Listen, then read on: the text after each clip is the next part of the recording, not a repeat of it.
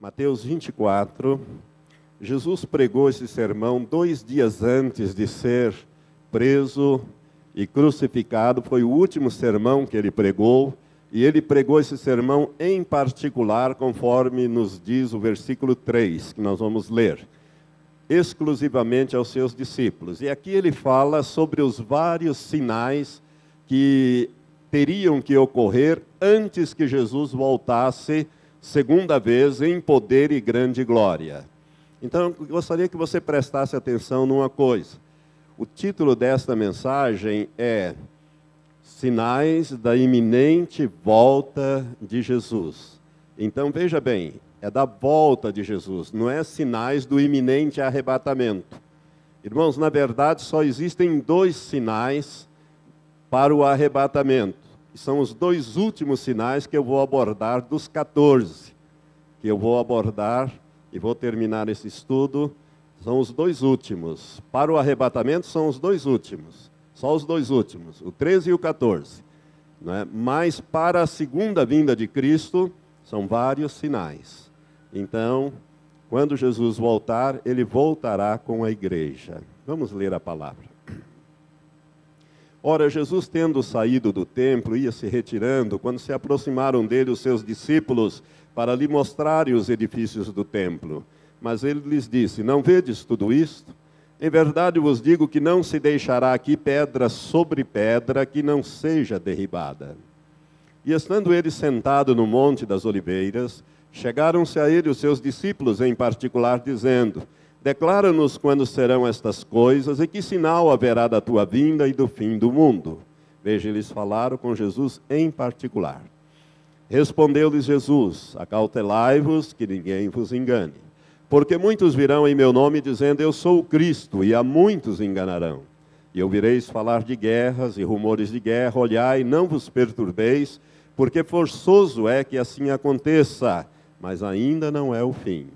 Porquanto se levantará nação contra nação e reino contra reino, e haverá fomes e terremotos em vários lugares, não em todos os lugares, mas em vários lugares.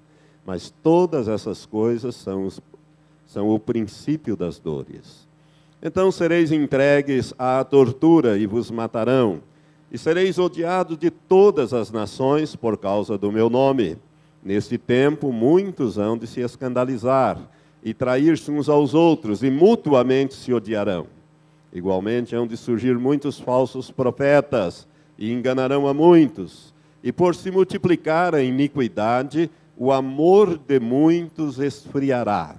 Mas quem perseverar até o fim, este será salvo.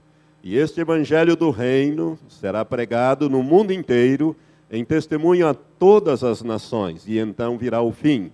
Este versículo é importante porque Jesus disse que o evangelho seria pregado no mundo inteiro, em testemunho a todas as nações, não a todas as pessoas, mas a todas as nações, e então viria o fim. O fim aqui é o fim do governo do homem sobre a face da terra, e não o fim do planeta Terra, porque o milênio será aqui na terra. Versículo 23, Jesus continua falando, 23 e 24 e 25, melhor dizendo.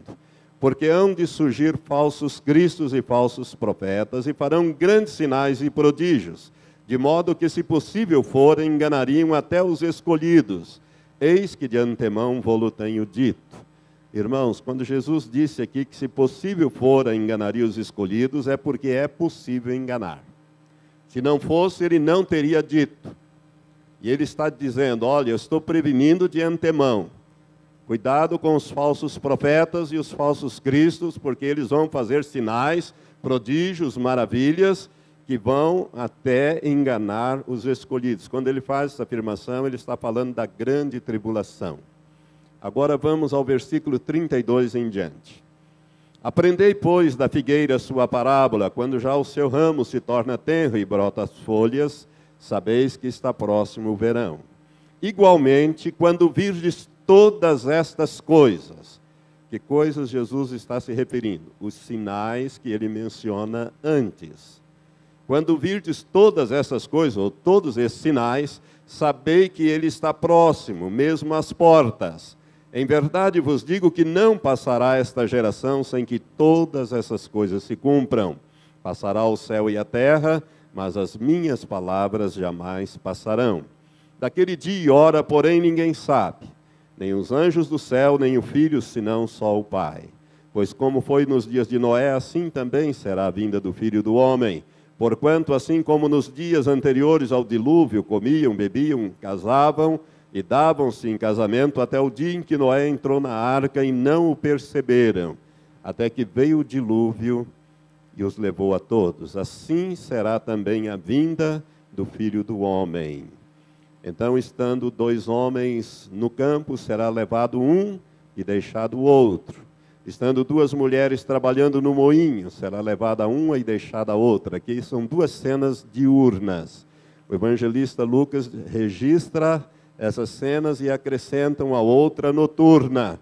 Quando ele diz, estarão 2 numa cama dormindo, um será levado e o outro será deixado. Porque num lado da terra, num lugar será noite, no outro lugar será dia.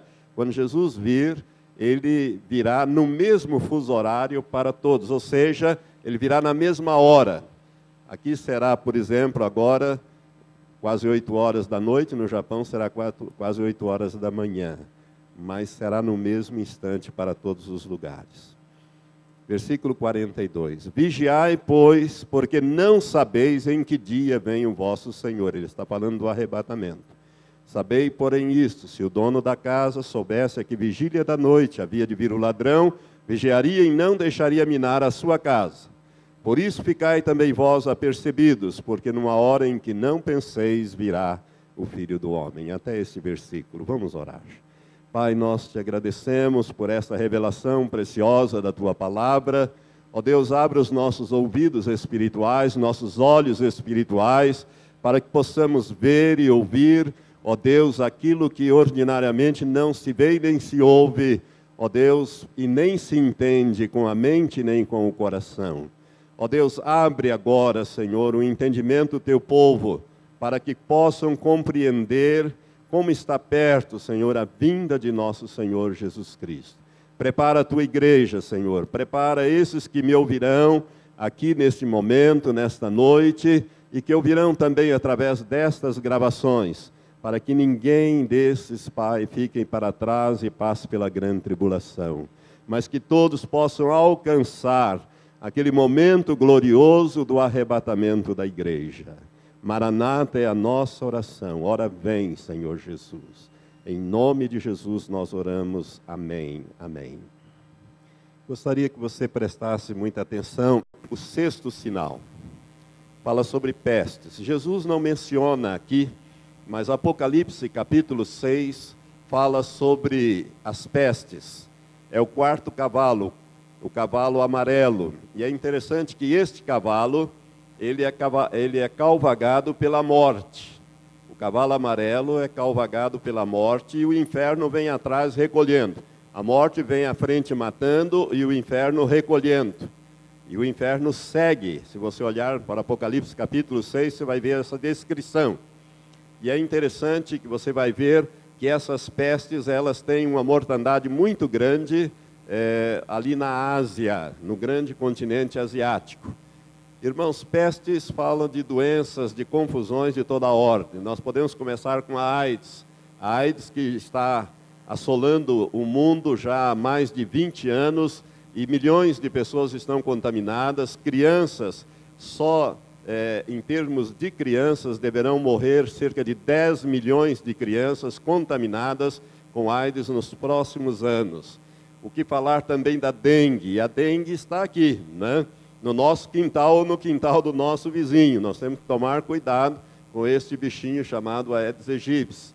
A cólera, que passou aqui no Brasil há algum tempo atrás, matou muitas pessoas, continua matando principalmente na África e na Ásia, e febre amarela. Tudo isso aqui faz parte de pestes. Mas, como eu disse, tem sido assolado principalmente a Ásia e a África. A gripe espanhola de 1918, irmãos, no término da Primeira Guerra Mundial, foi uma das piores catástrofes que o mundo já presenciou. E foi através do vírus H1N1. É o mesmo vírus da gripe do porco. Essa gripe que nós temos aí, H1N1. Só que houve uma variação nesse vírus. Então, na segunda e terceira leva, quando assolou a segunda e terceira leva, é que houve essa mortandade. Então, morreram de 40 a 50 milhões de pessoas, em 1918, atingidos pela gripe, a chamada gripe espanhola. Eu quero dizer para você que nós não devemos ter medo dessas coisas. Por quê?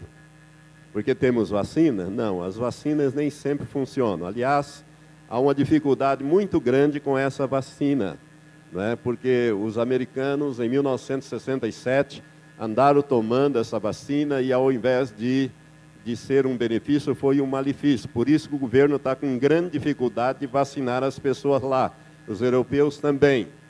E nós estamos, vamos dizer assim, no verão, logo chegará o inverno e nós vamos ter que tomar essa vacina da gripe suína. Agora, deixa-me explicar uma coisa. Por que nós, cristãos, não devemos ter medo? Por quê?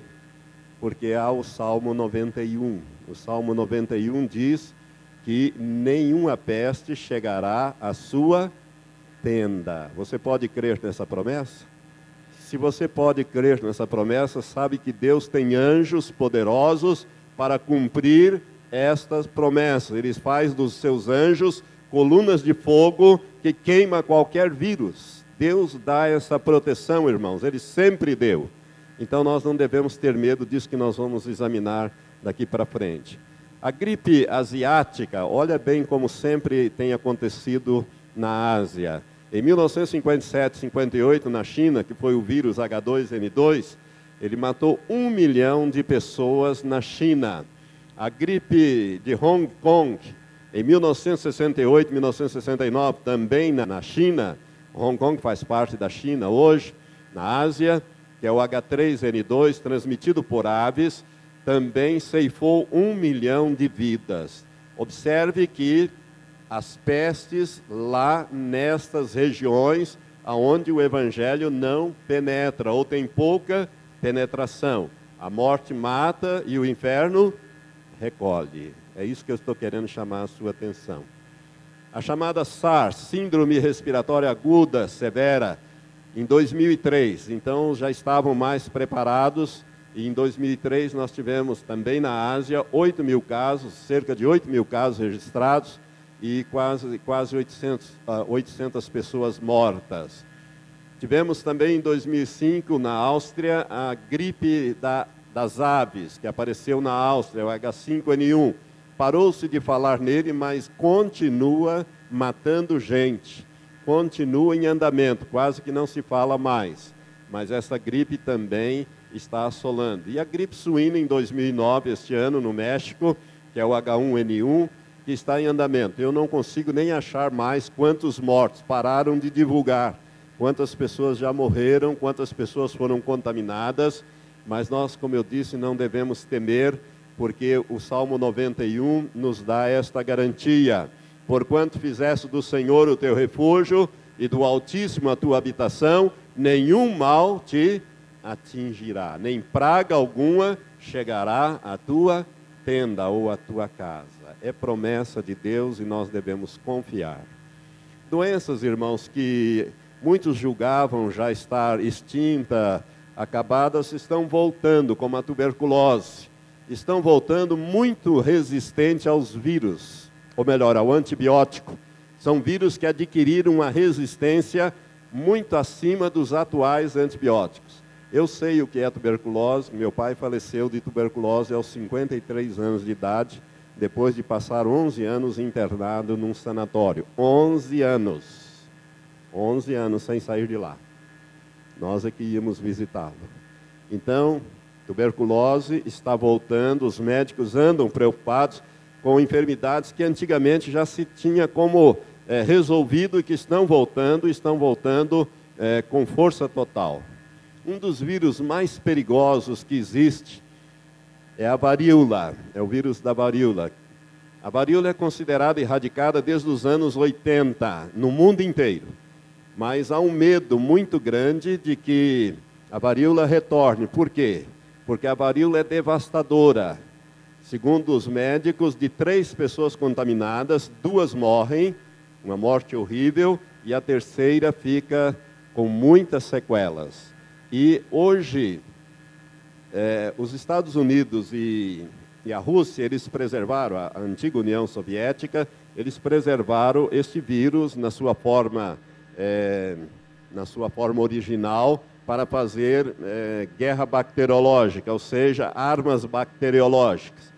E não se sabe se outros países têm esse tipo de armas bacteriológicas. Tinha-se muito medo que Saddam Hussein tivesse na Guerra do Golfo em 91.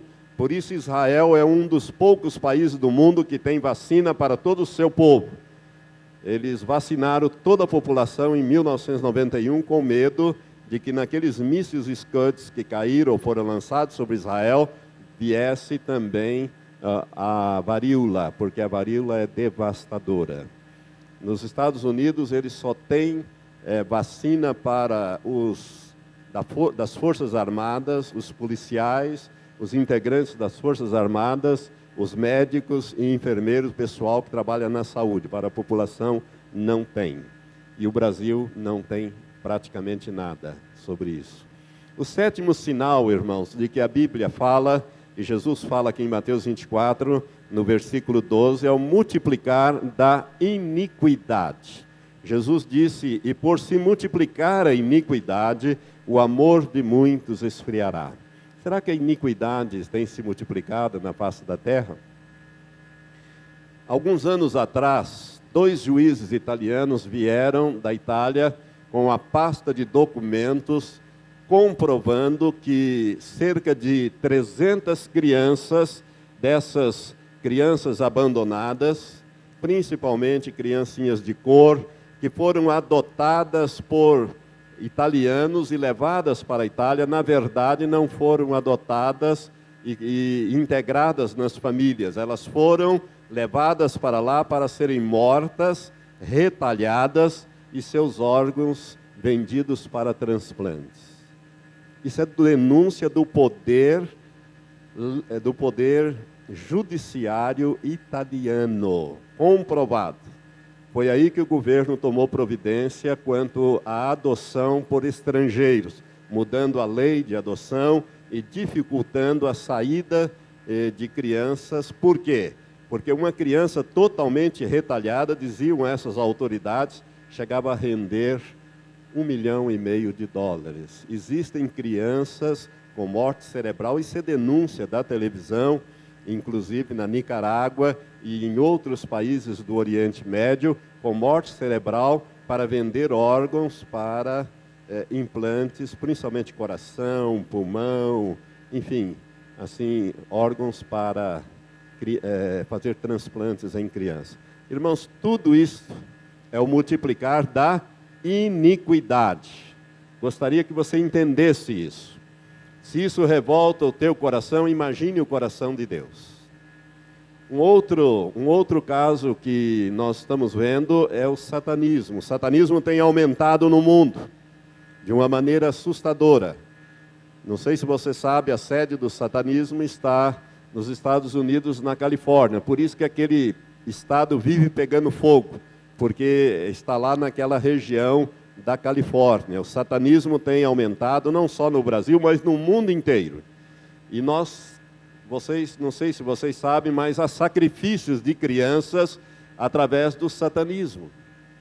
Vocês se lembram de um caso aqui em Guaratuba, de uma ex-esposa de um prefeito e a filha de um prefeito, que foi envolvida num processo, até hoje aquele negócio está andando lá, não julgaram, anularam, fizeram um novo processo, etc, etc. Ainda não houve uma condenação definitiva, já tivemos algumas condenações, mas acabaram sendo anuladas, mas comprovadamente aquele menino foi sacrificado num ritual de satanismo.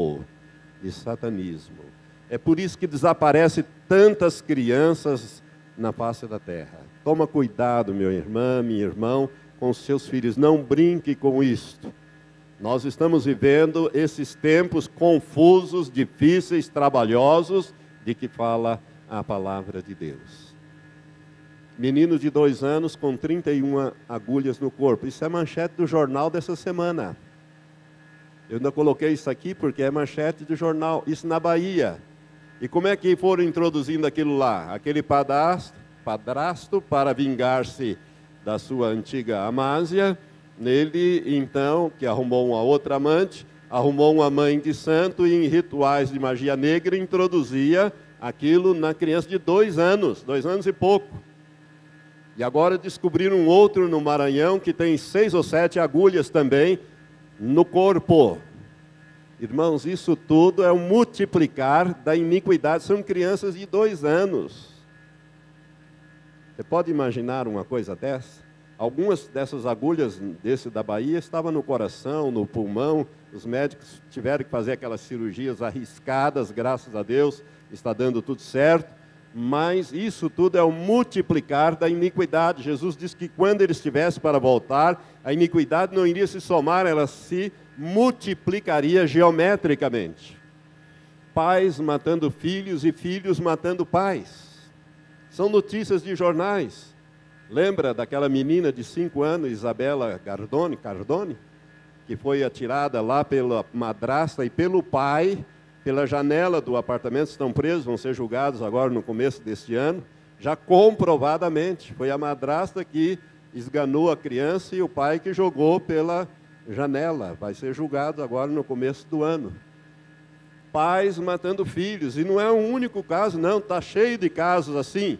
E filhos matando pais. Lembra daquela Richthofen, que mandou matar os pais por causa da herança?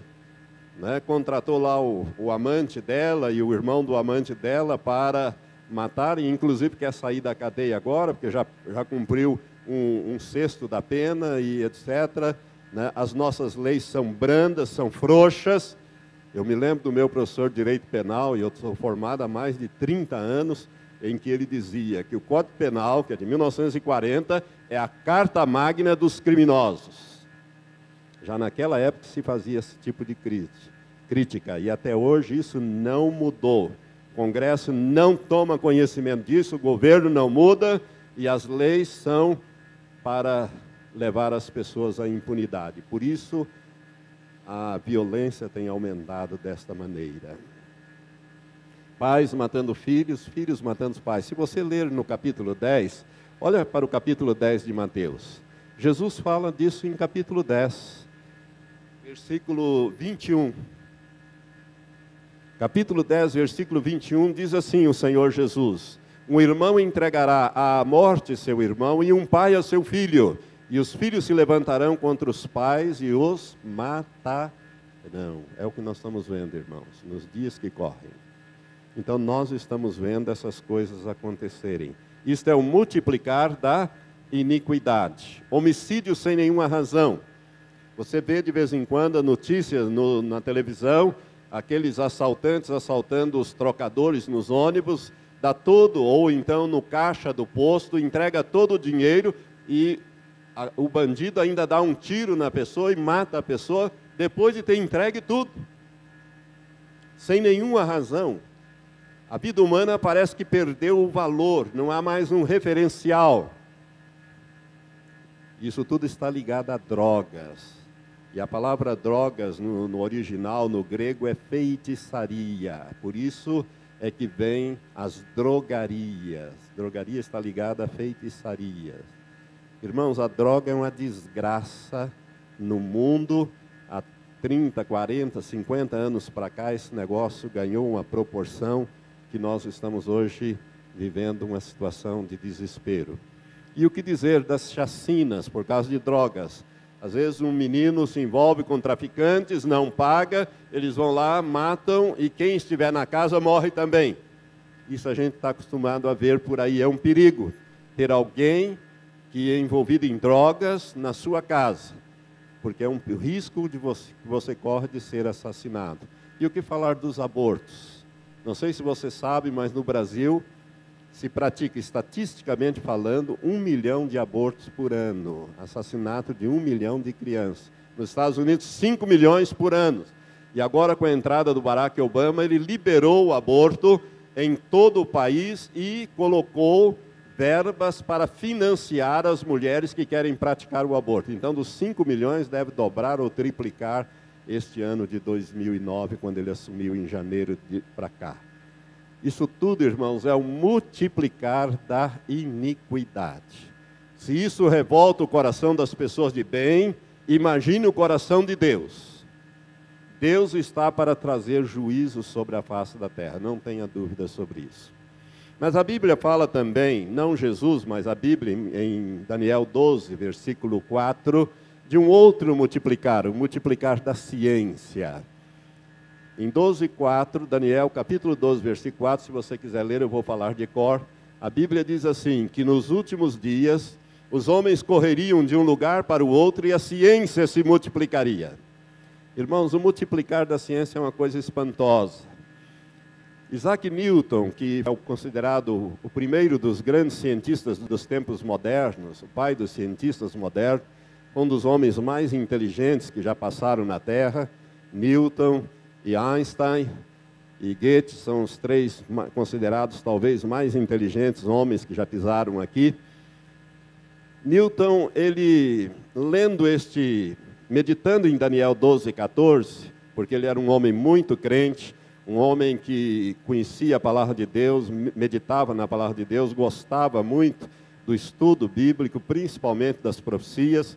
Ele deixou escrito o seguinte, que nos últimos dias a ciência ia se multiplicar tanto, mais tanto, mais tanto, que o homem ia ser capaz de viajar a espantosa velocidade de 80 km por hora. Né? Ele deixou isso escrito. Se você está rindo é porque você viaja mais de 80 por aí, né? E com esse carrão aí dá para ir até 180 nessa coisa aí. Não se deve fazer isso, porque é 110 o máximo. Mas Newton deixou isso escrito. Voltaire, mais tarde, comentando, Voltaire era um ateu, um homem cético, com grande inteligência também, francês, Voltaire, ele comentando esse escrito de Newton, ele dizia, eis o que a leitura das Escrituras fez a grande mente de Newton, dizia Voltaire, porque todos nós sabemos que se um dia o homem viajar a 80 km por hora, ele vai ficar sufocado. Nós podemos rir de Voltaire, como também de Newton. Por quê? Porque o homem não viaja a 80 km por hora. Ele dá uma volta em torno da Terra, no ônibus espacial, a cada 88 minutos. Isso é o multiplicar da ciência, irmãos. 88 minutos ele dá uma volta completa em torno da Terra.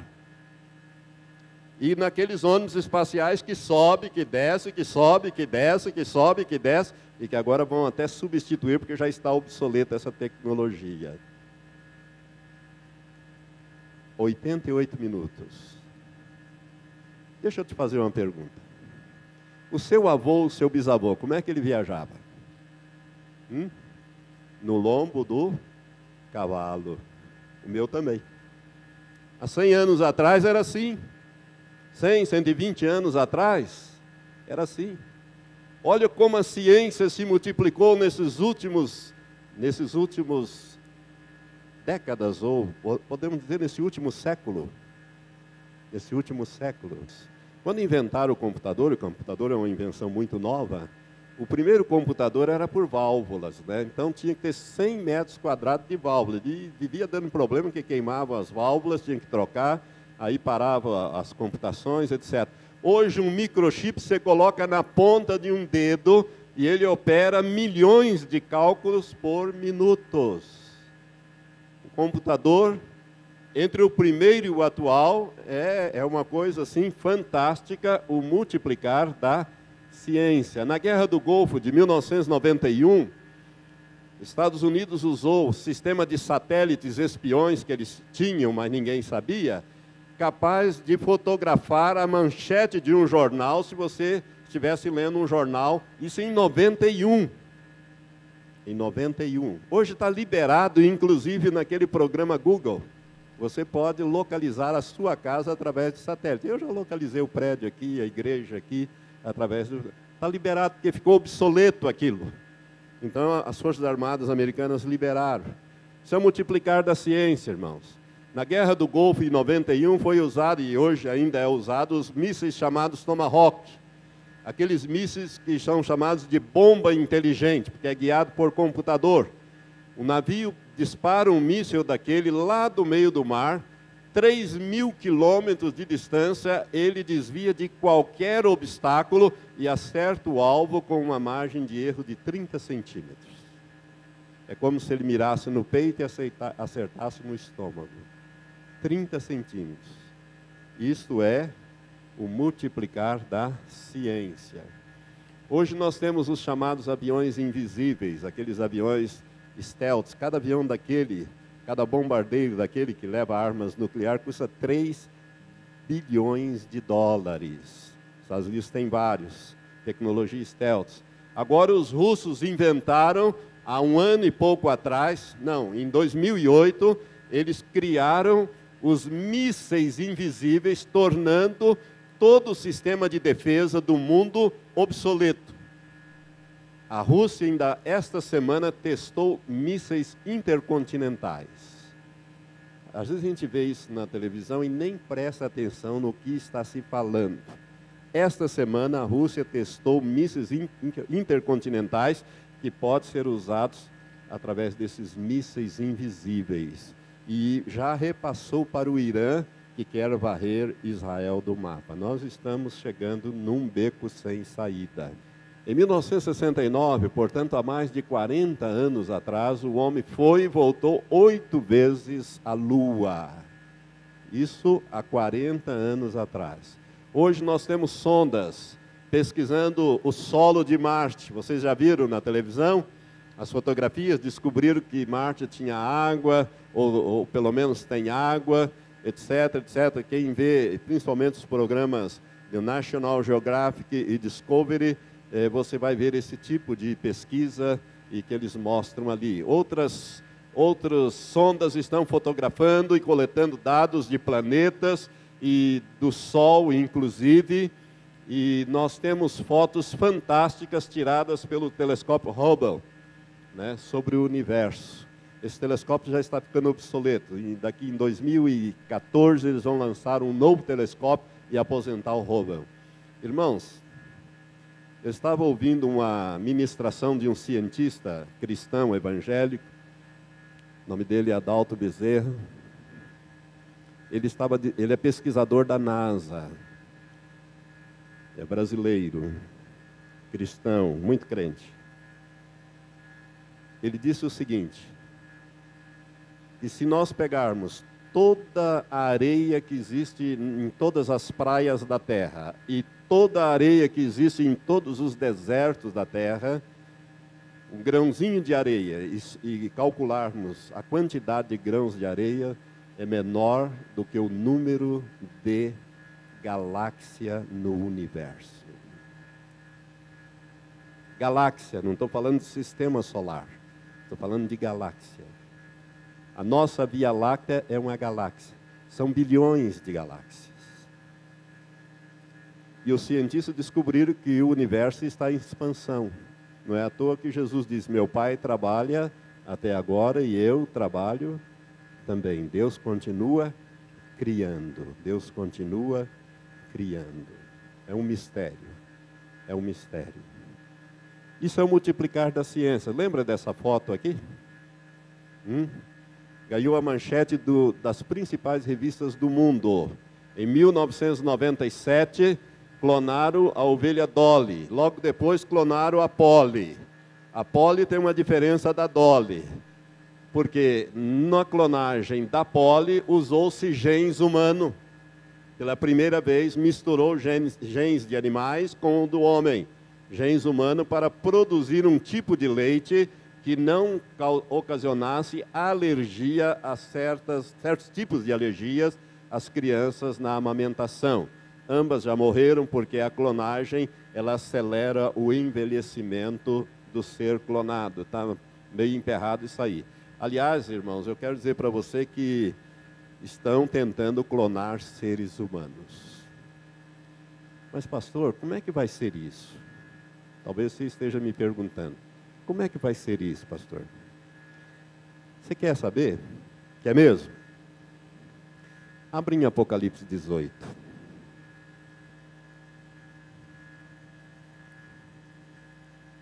No capítulo 18 é descrita a queda da Babilônia e as lamentações sobre a terra. Então é o comércio mundial. A Babilônia aqui tem um sentido espiritual. E fala no versículos 11 e 12 do comércio de ouro, por exemplo, de prata, de pedras preciosas. Versículo 12 do capítulo 18, de pérolas, de linho fino, de púrpura, etc., de madeiras, de bronze, de ferro, de mármore. Agora olha para o versículo 13. E canela, especiarias, perfume, mirra, incenso, vinho, azeite, flor de farinha, trigo e gado, ovelhas, cavalos e carros e escravos. E até almas de homens. Vão comercializar até almas de homens. Preste atenção, quando fala escravo, escravo está falando de corpo, porque o escravo é aquela pessoa que não tem domínio ou autoridade sobre o seu próprio corpo, não é verdade? O escravo faz aquilo que o Senhor manda, para lá e para cá. Ele é uma res, como diziam os romanos, é uma res nullius, ou nullius, né? É uma coisa nula, não tem direitos nenhum. Mas preste atenção nessa expressão, e até almas de homens. Vão chegar a negociar almas de homens. Irmãos, isso aqui é uma opinião pessoal minha. Se clonarem um ser humano, Deus, que é o Pai dos Espíritos, não dará espíritos para estes seres. Eles terão corpo e alma, mas não terão espírito. Por isso que é possível comercializar até almas de homens. Além de corpos, que são os escravos, também as almas de homens. Nós estamos chegando num tempo difícil em que Deus terá que intervir. Aliás, num país da América Latina, tem uma fila para clonagem de gente. Por $200 mil você pode se clonar. E tem gente que está na fila para ser clonado. Vejamos mais um item aqui sobre o multiplicar da ciência. Isso tem F. Em 2003, irmãos, foi decifrado o código da vida através do projeto Genoma. Dr. Francis Collins, que é crente, um homem, um cientista crente, ele chefiou, ele foi o diretor desse projeto. Ele estava com Bill Clinton lá na Casa Branca quando foi anunciado, e ele falou nessa ocasião, e ele declarou que a ciência não tem incompatibilidade com a Bíblia, ao contrário, a ciência confirma a Bíblia. Ele escreveu um livro chamado A Linguagem de Deus. Eu tenho esse livro, ainda não consegui lê-lo inteiro, mas uma boa parte eu já li. Mas quero dizer aos irmãos o seguinte, que dentre as várias descobertas que o homem fez em 2003 com a clonagem, ou melhor, com o estudo do genoma humano, quando então os genes foram mapeados, mais de 3 bilhões de genes que nós temos no corpo, então descobriu-se duas coisas. Primeiro, que o ser humano tem capacidade para viver 120 anos. Mas a Bíblia diz isto em Gênesis capítulo 6, versículo 3. Depois eu vou tocar nesse assunto. Depois eu vou ler para os irmãos. Então, o homem tem estrutura para viver 120 anos. Descobriu-se isso. Por que não vive? Porque vive num planeta poluído, respira um ar poluído, come comida envenenada, bebe água envenenada e vive uma vida estressada. Você quer ver uma vida estressada? Vai em São Paulo. Lá em São Paulo, se você parar, eles te atropelam. Ou você corre junto, lá você chega e tem que sair correndo, né? É aquela vida estressada. Então morre antes do tempo. As pessoas hoje, mas descobriu-se que o homem tem estrutura para viver 120 anos, mas não vive. Por causa desses fatores que eu estou falando, fatores externos. E a Bíblia diz que a duração da vida do homem seria, Deus fala lá a Noé, que seria 120 anos. A segunda coisa que eles descobriram, com o estudo do código da vida, ou do genoma humano, é que todos os seres humanos que já existiram e existem, vieram de um único casal. A Bíblia diz isso em Gênesis, quando Deus criou Adão e Eva. Está lá no Gênesis. Agora em 2003 eles descobriram isso. Em 2003. Aleluia. Você pode dar um glória a Deus? Aleluia. Irmãos, também o multiplicar das ciências em relação a pesquisas com células-tronco. O que nós estamos pesquisando? A ciência tem avançado muito. Hoje, então, as células-tronco são capazes, por exemplo, de produzir um coração novo, produzir um rim novo, um fígado novo, esses órgãos vitais ou qualquer, ela tem essa capacidade, dente, ossos. Nós estamos aí num limiar de um progresso extraordinário nesse multiplicar da ciência. Mas lembre-se, tudo que o homem faz tem dois aspectos, o bem e o mal. Tudo que o homem cria serve para o bem e serve para o mal. Por exemplo, o raio laser serve para você usar na medicina e fazer desobstruir ali os cálculos renais, mas serve também para a arma, para dar precisão à arma. Tudo que o homem cria tem o duplo aspecto do bem e do mal. Amém? Ainda queremos dizer sobre o multiplicar da ciência, que todo o conhecimento científico ele se renova, irmãos, entre 3 a 5 anos. Eu estou falando de conhecimento científico. Ele se renova entre 3 a 5 anos. Aquilo que nós estudamos já lá atrás, no ginásio, no colégio, em matéria de ciência, já está superado.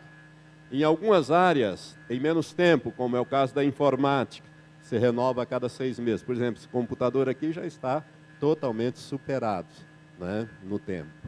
Já tem coisa nova e muito mais nova aí. Vamos abrir a nossa Bíblia em Lucas, capítulo 17. Estamos em Mateus. Que o nono sinal, são 14, eu tenho que andar um pouquinho mais rápido. O nono sinal de que Jesus fala em Lucas, capítulo 17, é sobre os dias de Noé. E ele fala também do sinal seguinte, que é os dias de Ló. No capítulo 17, versículo 26 em diante, nós lemos assim, até o versículo 30. Jesus falando no sermão profético. Esse mesmo sermão, agora na narrativa do evangelista Lucas. Lucas 17, 26. Como aconteceu nos dias de Noé, assim também será nos dias do Filho do Homem. Filho do Homem é no dia que Jesus estaria para retornar. Comiam, bebiam, casavam e davam-se em casamento até o dia em que Noé entrou na arca e veio o dilúvio e os destruiu a todos. Como também, da mesma forma, aconteceu nos dias de Ló.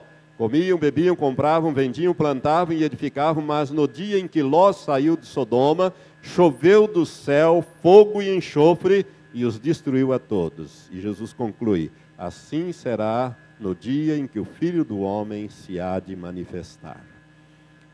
Será que nós estamos vivendo os dias de Noé? O que caracteriza os dias de Noé? Se você ler em Gênesis, eu não vou ter tempo para ler, capítulo 6, versículo de 11 a 13, você vai ver que o que caracteriza os dias de Noé, principalmente o aumento da violência, também da zombaria e da incredulidade, mas principalmente da violência.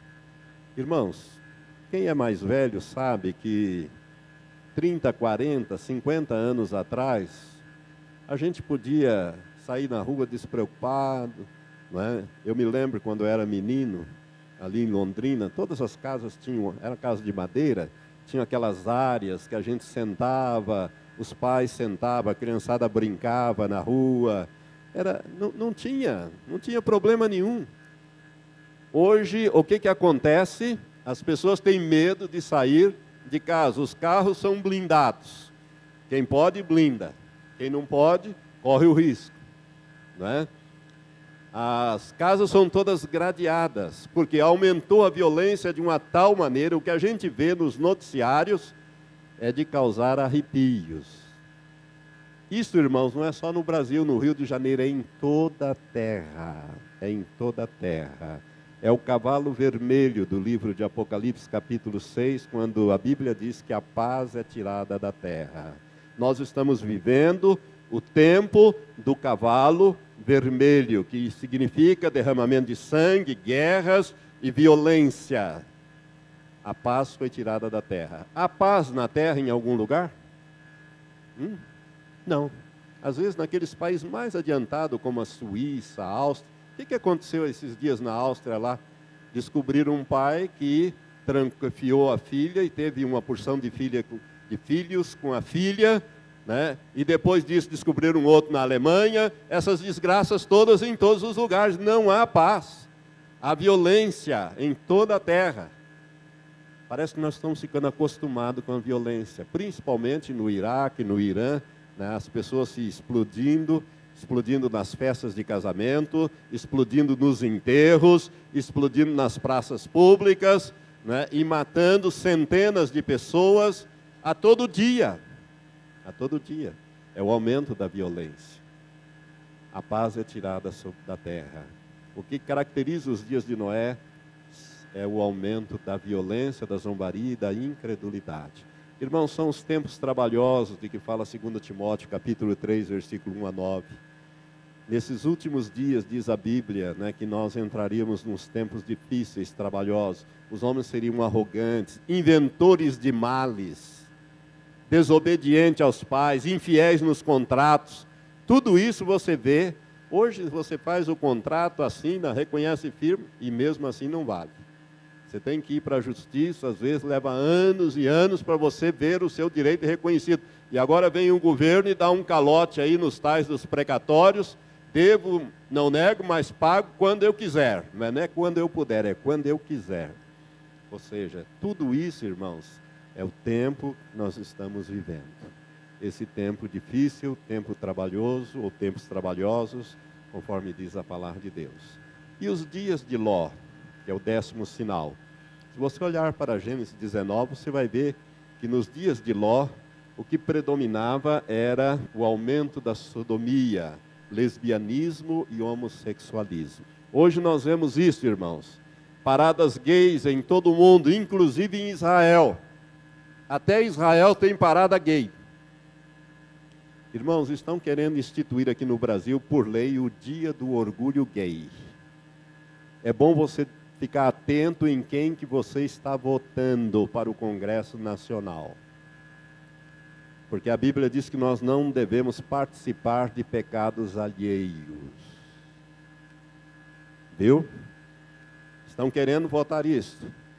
Por exemplo, 7 países já aprovaram o chamado casamento neutro, ou casamento com pessoas do mesmo sexo. A Holanda, a Espanha, a Bélgica, Canadá, África do Sul, Noruega e a partir de 1º de maio, a Suécia, com todos os direitos e deveres de um casamento comum.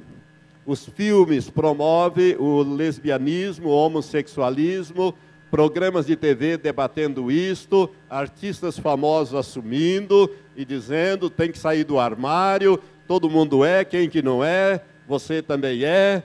E essas coisas, influenciando as crianças, os adolescentes para essas práticas do homossexualismo.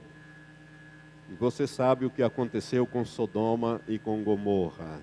Irmãos, o governo federal liberou recursos de R$1.200.000 para promover o primeiro congresso gays e lésbica em Brasília. E deu apoio oficial a este congresso, foram lá, fizeram os discursos e estão promovendo isto. Dinheiro para os hospitais não tem, mas para congresso de lésbicas e gays tem. Nós não somos contra os gays, os evangélicos não são contra as pessoas que têm uma preferência sexual errada. Deus os ama, Jesus morreu por eles e nós os amamos também. Mas isto é pecado e pecado é pecado. Deus ama o pecador, mas abomina o pecado. Deus jamais vai concordar com o pecado e nós também não vamos concordar com o pecado. Isso é coisa séria, irmãos. O governo está dando apoio e todo o empenho para aprovar o projeto de lei complementar 122/2006, que já foi aprovado na Câmara, está no Senado e que cria o chamado do crime de homofobia. O pastor Silas Malafaia e o senador Magno Malta andaram falando há poucos dias atrás, entrevistando vários senadores que são contra isto, e estão tentando passar na surdina. Às 5 horas da manhã, quase que foi aprovado este dito projeto de lei do PT, de origem do PT, relatada pelo PT, esse pessoal do PT, que está por detrás disso. Eu quero dizer para você o seguinte, que se for aprovado isto, os pastores vão ser obrigados a realizar casamentos de gays e lésbicas. Se não realizar, vai pegar uma pena de 2 a 5 anos de prisão. Outra coisa, se você contratar uma babá para sua filha, e depois descobrir que ela é lésbica e está influenciando a sua filha, você não pode despedi-la, porque se você despedir, você vai, além de pagar uma indenização violenta, você vai ser enquadrado no crime de homofobia e pegar de 2 a 5 anos de prisão. Você, mamãe, para proteger a sua filhinha ou o seu filhinho. Irmãos, isto é um absurdo. Homofobia, essa palavra significa ódio descontrolado contra pessoas que têm uma preferência sexual diferente, ou seja, homossexuais e lésbicas. Nós, evangélicos, não saímos aí espancando, matando os homossexuais. Ao contrário, nós pregamos a eles e queremos que eles sejam salvos. Mas estão querendo criar uma lei para punir a maioria e proteger uma minoria. Irmãos, estão invertendo todo o sistema legal brasileiro. As leis se faz para a maioria protegendo as minorias, mas é em favor das maiorias e não das minorias. As minorias têm que ter a proteção, mas não se faz leis para privilegiar minorias e apenar a maioria. Aí é uma inversão total do nosso sistema. Nós estamos caminhando para isso. Por isso, cuidado com quem você vai votar nas próximas eleições. Nós vamos ter aí uma eleição geral ano que vem para presidente, governadores, deputados, senadores, deputados estaduais. Presta bem atenção nisso, irmão. 11º sinal. Vamos voltar a Mateus 24, versículo 32. Jesus fala sobre a parábola da figueira, que é Israel.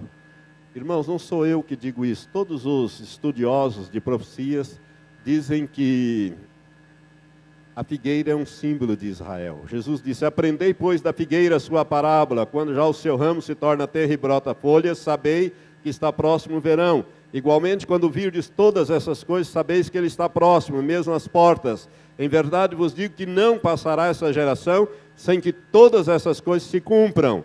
Passará o céu e a terra, mas as minhas palavras jamais passarão. Irmãos, Jesus está dizendo aqui que a geração que visse a figueira brotar, chama sua atenção para isso. Não é a figueira ser plantada. A figueira ficou plantada, mas ficou inerte, como que ela estivesse adormecida. E de repente ela brotou. Se você olhar na Bíblia, toda vez que fala de Israel, o símbolo de Israel é a figueira. Assim como da igreja é a videira. Jesus disse: eu sou a videira verdadeira, meu pai é o lavrador e vós sois as varas. João capítulo 15. Quando se refere à igreja é considerada como uma videira, um pé de uva. E quando se refere a Israel, você pode ler em Jeremias 28, você vai ver isso. Você vai ver que Israel é a figueira. A figueira.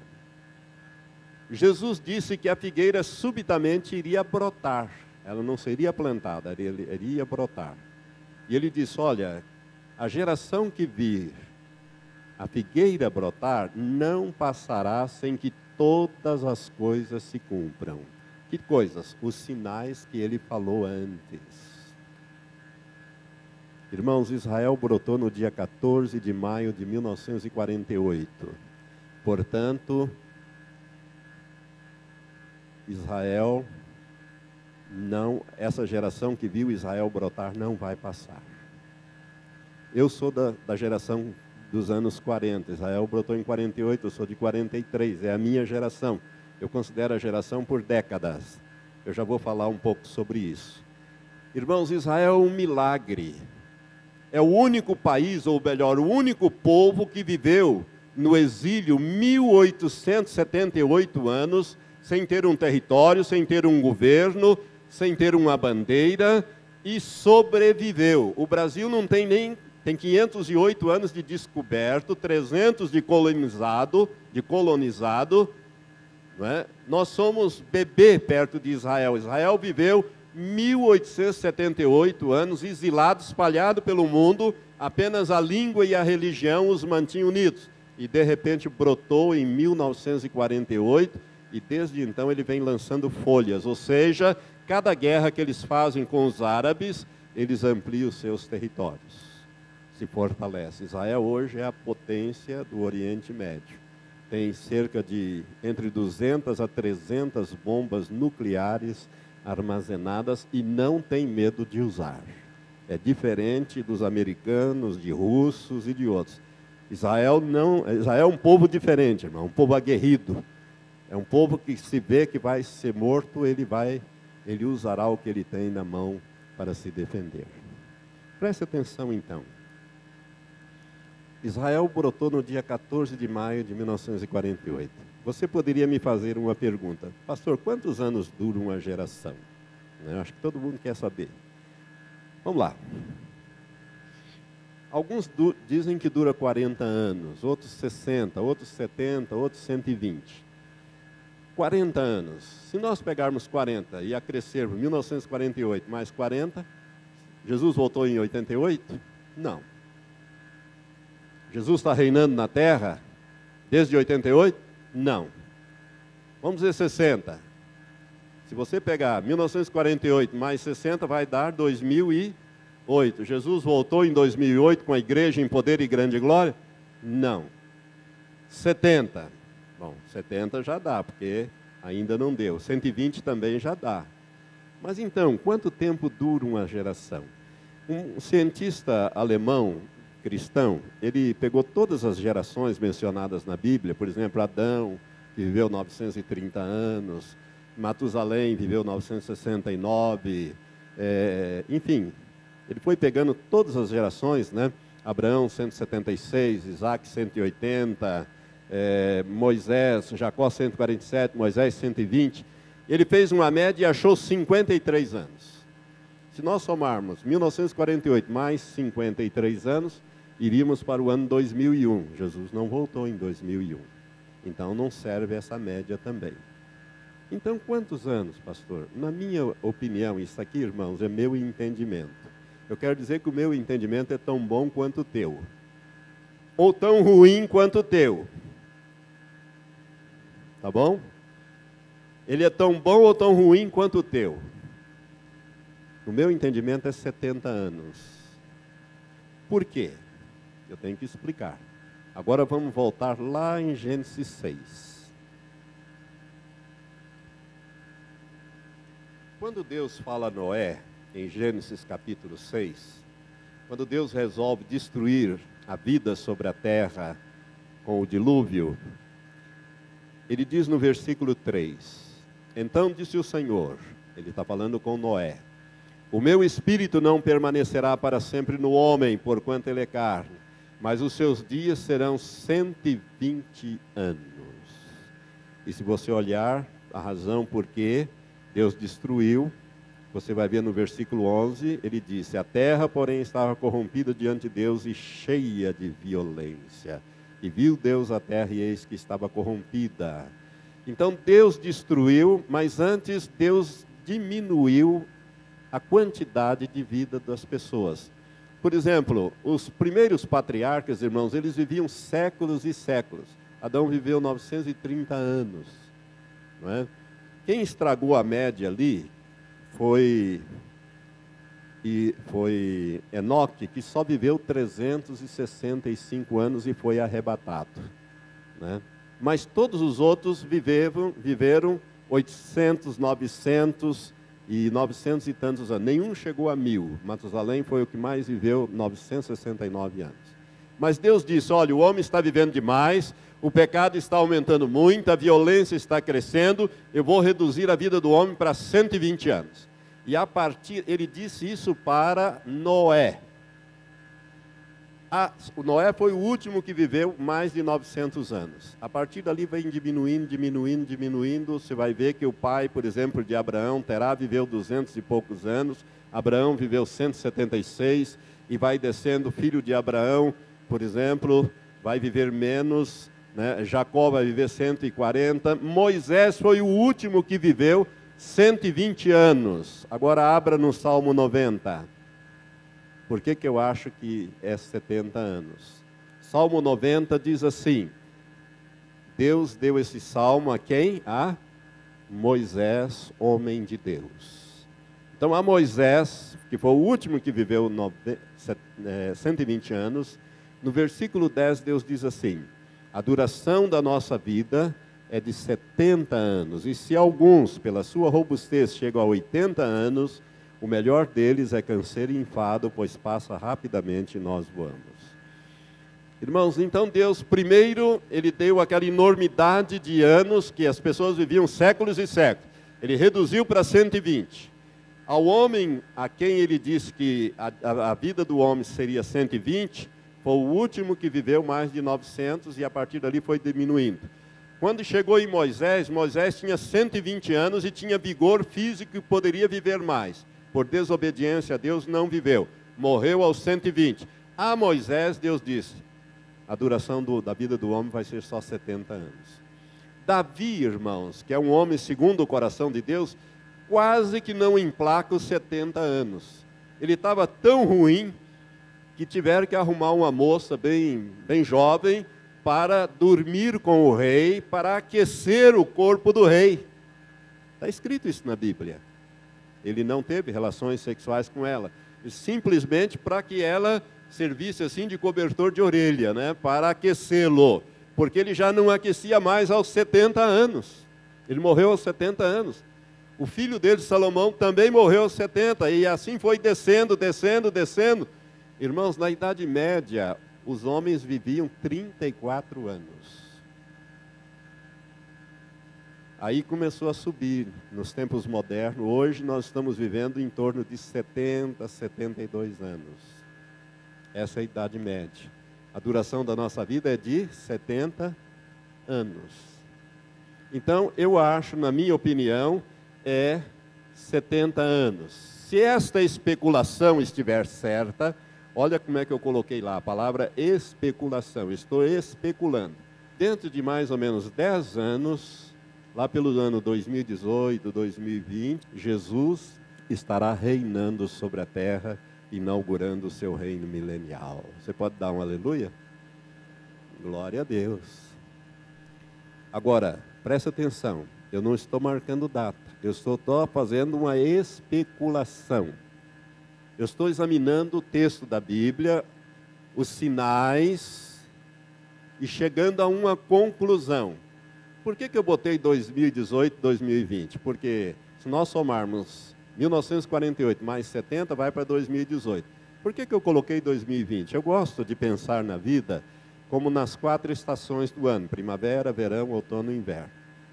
Então, vamos dizer, do 0 a 18 é a melhor estação da vida, não é? Tudo é flores, tudo é joia, né? A meninada não esquenta a cabeça, né? Isso é coisa dos pais.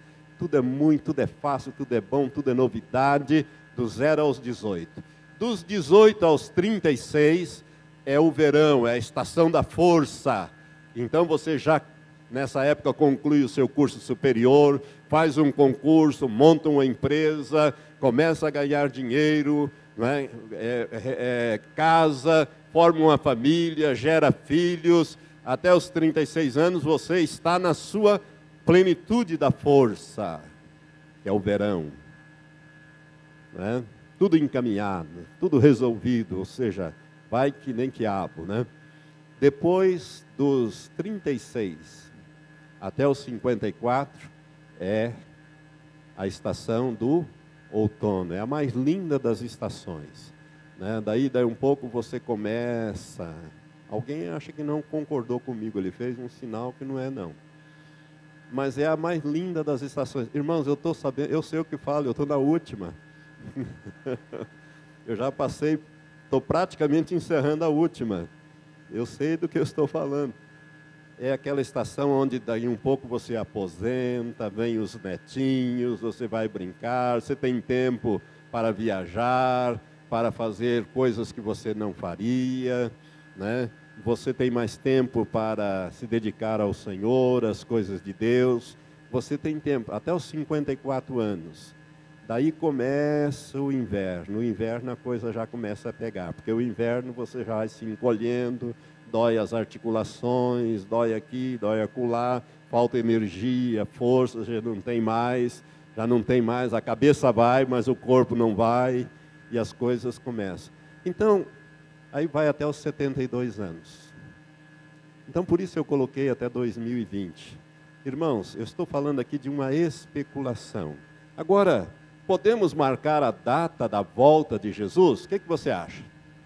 Não. Um não enfático, diga não. Jesus, em Mateus 24, 36, nesse texto que nós lemos, ele diz assim: daquele dia e hora ninguém sabe, nem os anjos do céu, nem o Filho, senão só o Pai.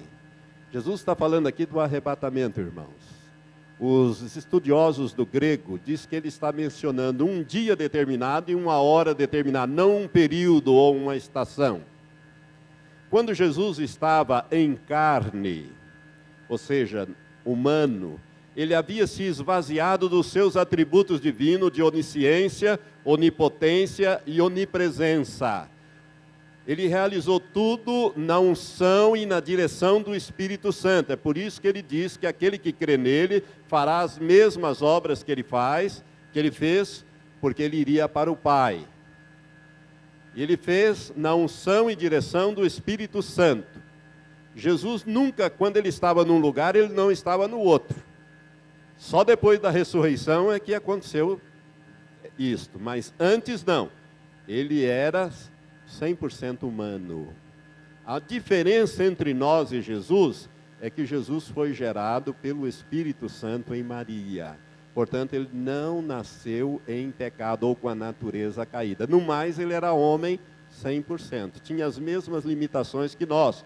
Teve fome, teve sede, não andou mais do que 120 quilômetros, partindo de Jerusalém em qualquer direção. Jesus nunca foi mais do que 120 quilômetros, porque tinha que andar a pé ou no lombo do jumento, naquela época. Então, Jesus tinha suas limitações. Agora, preste atenção nisso. Daquele dia e hora, ele disse, ninguém sabe. E ele não sabia, nem os anjos do céu, só o Pai. Entretanto, depois da sua ressurreição, quando ele readquiriu seus atributos divinos de onisciência, onipotência e onipresença, lá em Atos capítulo 1, versículo 7, se não me engano, é feita a pergunta novamente. Os discípulos perguntam, Senhor, é nesse tempo que o Senhor restaura o reino de Israel? Jesus desconversou e disse, a vós não vos compete saber as épocas e as estações que o Pai estabeleceu, mas recebereis poder ao vir sobre vós o Espírito Santo. Ali Jesus já sabia. Então, irmãos, Jesus está falando aqui da data do arrebatamento. Nós não sabemos. Por isso nós também não podemos marcar a data. Você está entendendo? É muito importante isso. Agora, assim como Jesus disse que daquele dia e daquela hora ninguém sabia, em Mateus capítulo 16, versículo 3, Jesus afirma essa palavra. Ao cair da tarde dizeis, haverá bom tempo, porque o céu está rubro. E pela manhã, hoje haverá tempestade, porque o céu está de um vermelho sombrio. Ora, sabeis discernir o aspecto do céu, ou o cariz do céu, e não podeis discernir os sinais dos tempos? O que Jesus está dizendo aqui, irmãos? Que discernir os sinais dos tempos é conosco. Nós temos que saber como é que andam as coisas. Por isso é que ele deixou os sinais, para nós podermos discernir o tempo que nós estamos vivendo. A primeira ministração escatológica que eu fiz é Israel, o relógio de Deus. Ou seja, Israel marca o tempo profético de Deus. Nós sempre temos que olhar para Israel para saber como é que andam as profecias, o cumprimento das profecias. Ora, a figueira brotou em 1948 e Jesus disse, olha, quando a figueira brotar, essa geração que vir a figueira brotar não passa sem que tudo se cumpra. Pode passar o céu, pode passar a terra, mas as minhas palavras jamais passarão. Irmão, se essa minha especulação estiver certa, ou seja, Israel é a figueira, e a geração que visse a figueira brotar não passa, o que significa isso? Né? E que uma geração dura 70 anos? Então, significa que até 2018, 2020, por aí, Jesus já estará governando sobre a terra. Mas antes dele governar sobre a terra, ele virá buscar a igreja. Ele arrebatará a igreja, levará a igreja, depois voltará em poder e grande glória com a igreja, com os anjos, travará a batalha do Armagedon, que é outro estudo que eu vou dar, e estabelecerá o reino milenial aqui na terra. E nós iremos governar a terra. Eu não sei quem vai governar o Moarama, o Brasil, enfim, mas um dos santos do Senhor vai governar, com toda certeza, em nome dele. Amém? Isso é muito importante. Então, a parábola da figueira é muito importante. Ainda alguns detalhes sobre Israel. Jerusalém, irmãos, é o centro do conflito árabe-israelense. E ela está se tornando, como diz Zacarias capítulo 12, uma pedra pesada para todas as nações. Israel anexou por lei Jerusalém e as colinas de Golã ao seu território e proclamou Jerusalém a capital eterna do Estado de Israel. Preste atenção, todos querem Jerusalém. Os judeus a têm por sua capital eterna. Os palestinos a querem a parte velha da cidade que Israel conquistou da Jordânia na Guerra dos 6 Dias, em 1967, para que seja a capital do futuro Estado palestino a ser criado. E o Papa quer internacionalizar a cidade de Jerusalém com o apoio de vários países. Jerusalém está se tornando uma pedra pesada para todas as nações. Veja essa notícia do jornal O Estadão, do dia 21 de maio deste ano. Preste atenção, vou ler rapidamente para você. Premier israelense diz que Jerusalém nunca será dividida. O primeiro-ministro de Israel, Benjamin Netanyahu, insistiu nesta quinta-feira, dia 21, que toda Jerusalém sempre continuará sob a soberania de Israel. Ele se pronunciou durante uma cerimônia que celebrou os 42 anos desde que Israel conquistou o leste de Jerusalém, na Guerra dos 6 Dias, em 1967. Isso porque o calendário judaico é diferente do nosso calendário. Ele não se referiu ao pedido dos palestinos para declarar a área como capital do Estado que almejam estabelecer. Abre aspas. Jerusalém unida é a capital de Israel. Jerusalém sempre foi e sempre será nossa. Ela nunca mais será repartida ou dividida, disse Netanyahu. Pode ter certeza que Jerusalém vai ser a causa dessa confusão que vem aí no mundo. O 12º é o derramar do Espírito Santo juntamente com a apostasia. As duas coisas caminham juntos. Na medida em que Deus derrama o Espírito Santo, vem a apostasia também. Irmãos, o período da graça está acabando. O derramar do Espírito Santo visa preparar a igreja, os santos, para subir no arrebatamento. É muito importante que você entenda isso. Agora, a apostasia está também graçando. A revista Ultimato, a última desse final de ano agora, publicou uma notícia que saiu nos jornais, inclusive tem até um vídeo no YouTube, se você quiser ver, sobre a denominação luterana nos Estados Unidos. Eles se reuniram num congresso e aprovaram a consagração de pastores homossexuais e pastoras lésbicas. A igreja da Suécia também fez isso. Irmãos, e não é só os luteranos dos Estados Unidos e da Suécia. Tem outras religiões ditas evangélicas que estão aprovando estas coisas. Inclusive, existe uma igreja só de lésbicas e homossexuais. É a igreja metropolitana que tem no Rio de Janeiro. A sede delas é nos Estados Unidos. A Ultimato do ano de 2006 publica uma reportagem sobre este fato. Nós estamos vivendo esse tempo difícil. Debate sobre os séculos de Deus. Em 1992, a revista Veja publicou uma matéria e algumas teólogas e teólogos gays e lésbicas diziam que os atributos de Deus, de amor, de bondade, de carinho, são femininos. E, portanto, a Bíblia tinha que ser reescrita, e reescreveram. Aonde diz ele, passou a ser ela. Isso tudo é apostasia. Irmãos, seminários teológicos apostólicos que ensinam aos futuros pastores que nunca houve um nascimento virginal, que Jesus não nasceu da Virgem Maria, ele não foi gerado pelo Espírito Santo. Ora, se Jesus não foi gerado pelo Espírito Santo, então ele é uma fraude. Ele é tão pecador quanto você e eu, precisa de uma salvação como você e eu. Nós estamos tão perdidos quanto ele. Você está vendo a implicação de um ensino como este?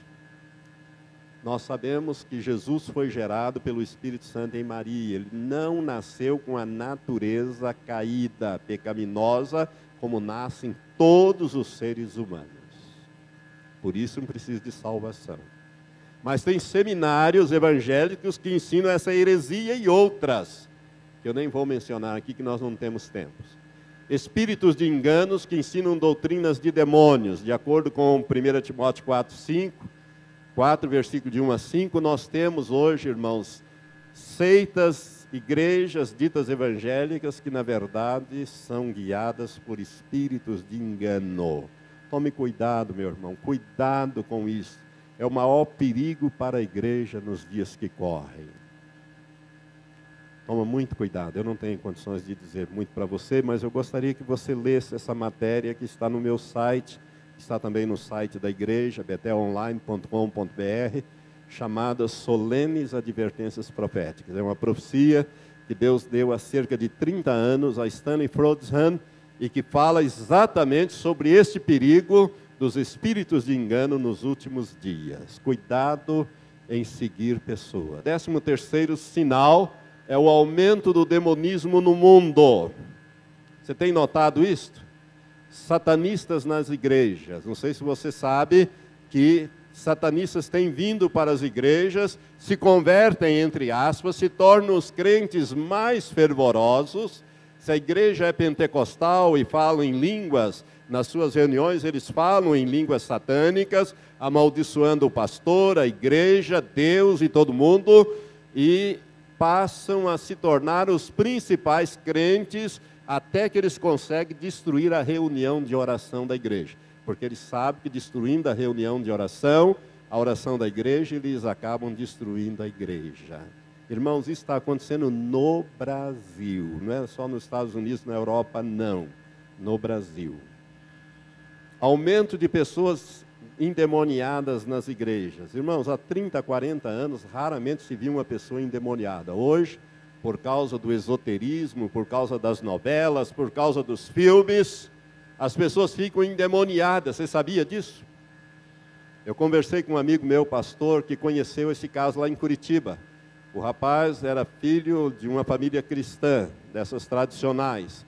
Ele estava vendo um filme de terror à noite na televisão, na sala, lá no apartamento, quando de repente ele ficou totalmente endemoniado, começou a quebrar tudo, os pais levantaram, apavorados, e não reconhecia o filho falava com uma voz esquisita, e aí chamaram o pastor, falaram com o pastor teve o bom senso, era um pastor tradicional, que chamou um colega pentecostal que costumava lidar com isso, foram os dois lá, expulsaram o demônio, e daí perguntaram para ele o que tinha acontecido. Ele disse, não sei, o que eu sei é o seguinte, eu estava vendo aquele filme, e tinha lá um demônio lá no filme, um ser assim, que parecia um demônio de chifre, uma coisa horrorosa, e ele saiu da tela e entrou em mim. Eu só lembro dele sair e entrar em mim, daí para frente não sei mais nada.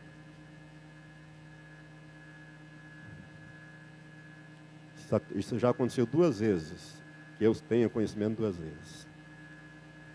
Pessoas endemoniadas. Irmãos, sobre combustão espontânea, você já ouviu falar sobre isso? Pessoas que pegam fogo de dentro para fora. desde o século XVII que isso vem aumentando. E nesse século XX e XXI agora isso está pegando, vamos dizer assim, ganhando proporções gigantescas.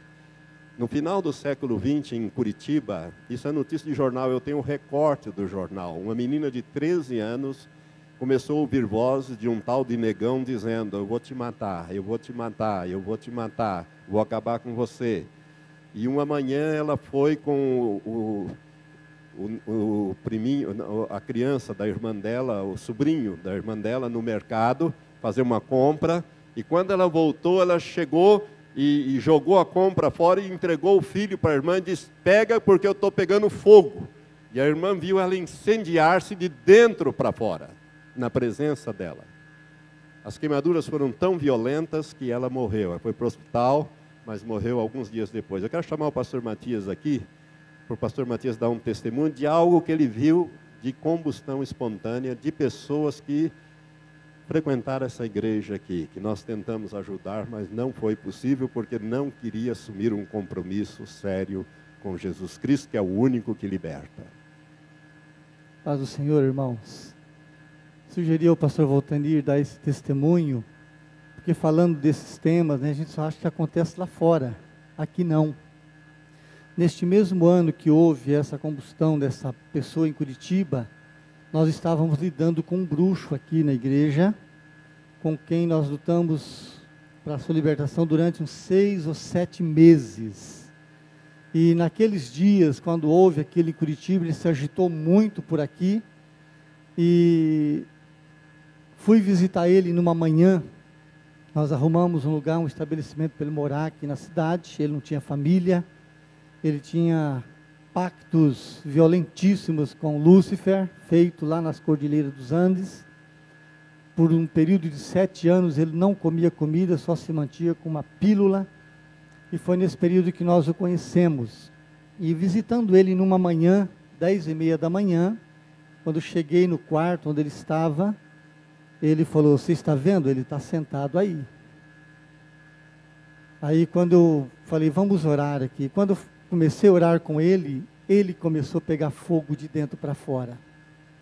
E no peito dele, ele estava sem camisa, ele estava só com um short. E no seu peito tinha de 7 a 10 chamas de fogo, da altura de um fogo de uma vela, que começou a queimar e fritava o peito dele, aquele barulho de fritura, aquele cheiro de carne sem sal queimando, fumaça. Ele entrou num desespero, repreendia aquela situação, aquilo apachou. Depois ele batia a mão assim no peito e caía aquelas cinzas, e caía aqueles torrões de cinza no chão. E passado um tempo eu encontrei ele aqui na cidade. Ele está hoje, o pastor Walter não sabia dessa informação, ele está hoje numa igreja evangélica, mas toda a cicatriz no peito dele está lá como testemunho para quem quiser ver. Fogo de dentro para fora, uma experiência que nós tivemos aqui junto à igreja. Isso chama-se combustão espontânea, irmãos.